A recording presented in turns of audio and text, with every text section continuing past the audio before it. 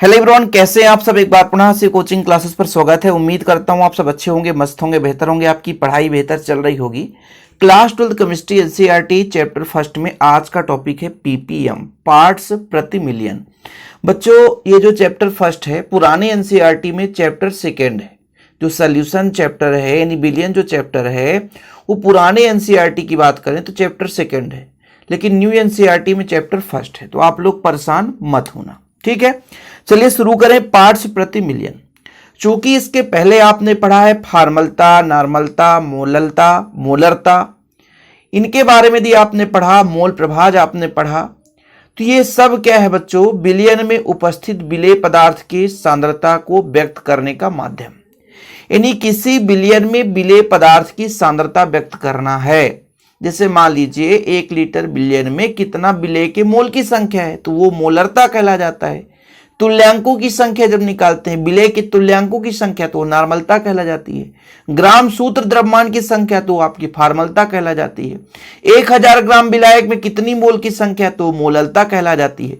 तो कुल मिलाकर के सांद्रता को व्यक्त करने का माध्यम है। किस पदार्थ के लिए? विलेय के सांद्रता को व्यक्त करने का माध्यम है। तो ये पार्ट्स प्रति मिलियन भी आपका एक प्रकार से विलेय की सांद्रता को व्यक्त करने का माध्यम है। मतलब बिलियन हमारे पास ढेर सारा है, उसमें कितना विलेय पदार्थ है वो उसकी सांद्रता कहलाती है। जिस प्रकार से आप घनत्व को परिभाषित करते हैं, जैसे मैं आपसे कहता हूं कि घनत्व, तो घनत्व का फार्मूला होता है द्रव्यमान बटे आयतन। क्या होता है बच्चों? द्रव्यमान बटे आयतन। मतलब किसी पदार्थ के निश्चित आयतन में उस पदार्थ का कितना द्रव्यमान मिला हुआ है वो घनत्व है। ऐसे ही सांद्रता भी है।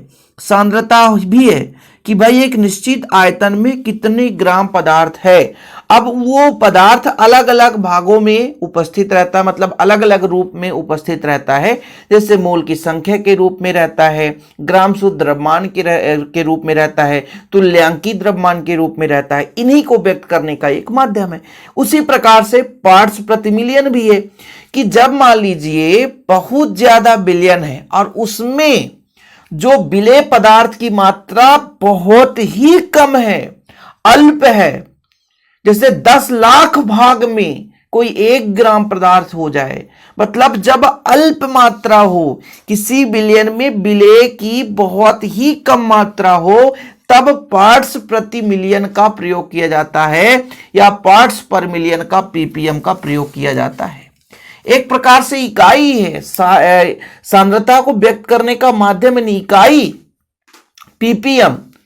यह इकाई कब प्रयोग में लाया जाता बच्चों? जब बिलियन में विलेय की सांद्रण बहुत ही कम हो, बहुत ही कम मात्रा में हो, ठीक है। मतलब ये जो विलेय पदार्थ की मात्रा अत्यंत सूक्ष्म हो, अत्यंत सूक्ष्म, ना के बराबर, तब हम पीपीएम का प्रयोग करते हैं। जिसकी परिभाषा ये है कि 10 लाख भार भाग में, है ना, उपस्थित विलेय पदार्थ की भार की संख्या या उपस्थित विलेय पदार्थ की मात्रा बिलियन की पीपीएम में सांद्रता कहला जाती है। कहने का तात्पर्य यह हुआ कि किसी भी बिलियन में विलेय की इकाई पीपीएम कब लिखा जाता है, कब इसका प्रयोग किया जाता है? जब बिलियन में विलेय की सांद्रण बहुत ही कम हो, अर्थात बिलियन में विलेय की मात्रा बहुत ही कम हो, ना के बराबर हो, तब हम पार्ट्स प्रति मिलियन का प्रयोग करते हैं। जिसकी परिभाषा है किसी बिलियन के 10 लाख भार भाग में, 10 लाख मतलब 10 घातीय 6 भार भाग में विलेय के भार भागों की संख्या, मतलब 10 लाख भार भाग में कितना विलेय पदार्थ है, उसकी मात्रा उस बिलियन के लिए पीपीएम में सांद्रता कहलाएगी, ठीक है।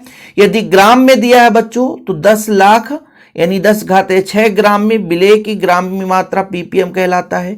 लेकिन वहीं पे लीटर में दिया है कि 10 घाते 6 मिलीलीटर, लीटर अर्थात ये मिलीलीटर में दिया हो, लीटर मिलीलीटर में, आयतन में, भाई ये द्रव्यमान भार में हो जाता है, लेकिन ये आपका आयतन में दिया हो, तब हम पीपीएम, कहने का मतलब विलेय की ग्राम में मात्रा भी पीपीएम में व्यक्त की जा सकती है। अर्थात ग्राम में दिया है तब भी और मिलीलीटर में दिया है तो भी, मतलब 10 घाते 6 भार भाग में विलेय की मात्रा या 10 घाते 6 मिलीलीटर में विलेय पदार्थ की मात्रा, तो भी आपका पीपीएम में सांद्रण कहला जाता है। कुल मिलाकर के पीपीएम का जो आपका डाउट है वो क्लियर हो गया होगा कि इसका प्रयोग कब करते हैं, जब विलेय की मात्रा बहुत कम हो, बिलियन में अल्प हो, मतलब 10 लाख भाग में, यानी कोई 1 ग्राम 2 ग्राम 3 ग्राम हो तो बहुत ही कम है, तो इसका कहलाता है पार्ट्स प्रति मिलियन। इसके लिए फार्मूला क्या होता है, विलेय का द्रव्यमान ग्राम में कितना है और बिलियन का द्रव्यमान गुणे 10⁶। ठीक है, ये क्वेश्चन में दिया रहेगा। ठीक है, तो विलेय का द्रव्यमान ग्राम में और बिलियन का द्रव्यमान ग्राम में। यदि मिलीलीटर में दिया रहता है तो बिलियन का द्रव्यमान या आयतन यहां पर लिखते, क्योंकि वो मिलीलीटर में तो आयतन लिखते, तो बिलियन का आयतन मिलीलीटर में यहां लिखते, फिर विलेय का ग्राम में मात्रा ऊपर लिखते, 10⁶ ही रहेगा, ये वही चीज रहेगा।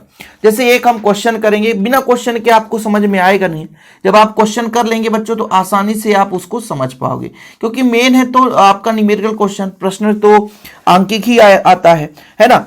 जैसे देखिएगा, समुद्री जल में यदि 5.8 × 10⁻³ ग्राम ऑक्सीजन है, हल करते हैं, देखिएगा, यानी ऑक्सीजन का मतलब विलेय की मात्रा कितनी है बच्चों, यहां पर आप देखो 5.8 × 10⁻³ ग्राम में है, ग्राम में है, प्रति 1 किलोग्राम जल में उपस्थित हो, यानी 1 किलोग्राम में इतना मिला हुआ है, ध्यान रखिएगा, -3 है ना, मतलब बहुत कम है, 1 किलोग्राम में।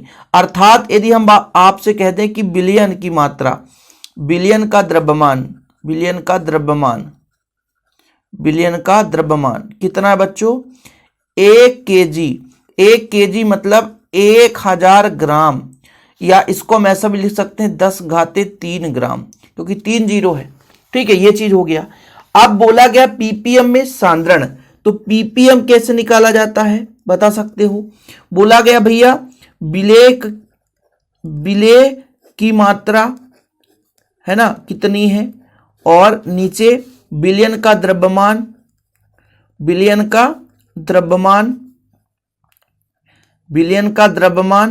गुणे 10⁻⁶, यानी 10 लाख भाग है ना, 10 लाख भाग में, तो ये आ जाएगा आपका 5.8 × 10⁻³ ये आ जाएगा, और इसका मान हो जाएगा 10⁻³ गुणे 10⁻⁶। अब बच्चों ये आपका 3 तो कट जाएगा, तो बचेगा आपका 3 है ना, और ये प्लस माइनस खत्म हो जाएगा, तो बचेगा कितना 5.8 ppm। देखो ऐसा आंकिक प्रश्न पूछा जाएगा। तो विलेय की मात्रा कितनी है और बिलियन, यानी दोनों का द्रव्यमान है, भार में तो ठीक है, मिलीग्राम में दिया है तो मिलीग्राम में, कोई दिक्कत नहीं है। जिसमें दिया है आप मात्रा द्रव्यमान लिख करके इस फार्मूला को आप लगा देना, आपका आंसर आ जाएगा। तो पीपीएम बहुत ज्यादा लंबा टॉपिक है ही नहीं कि हम इसको खींचे ताने ज्यादा मात्रा में, ऐसा नहीं है। कम समय में कोशिश करता हूं समझाने के लिए। इस क्वेश्चन को आप लोग कर लें, कोई भी क्वेश्चन आएगा आसानी से बन जाएगा। आप लोग यदि इस चैनल पे पहली बार आए, चैनल को सब्सक्राइब कर लें। बच्चों आप लोगों के लिए हेल्पफुल वीडियो जैसे लाता रहूंगा, बस चैनल पर आप लोग विजिट करें। 2025 का न्यू बैच स्टार्ट है, उसका प्लेलिस्ट बना हुआ है, प्लेलिस्ट जाकर के देखें, आपकी तैयारी विधिवत हो जाएगी। फिलहाल अभी के लिए इतना ही। जय हिंद, वंदे मातरम।